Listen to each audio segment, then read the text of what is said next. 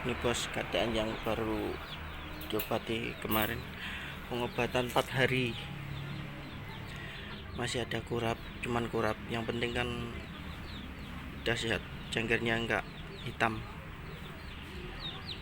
Nah ini ayamnya, cengker udah normal, enggak hitam lagi, cuman kurap.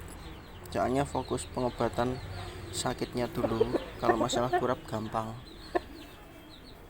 kalau sakitnya itu kan sulit. Jadi fokus di sakit dulu, salah satu dulu. Nah, ayamnya udah sehat. Ini untuk obat kurap murah meriah. Nih, bos. Ini baby. Nah, itu.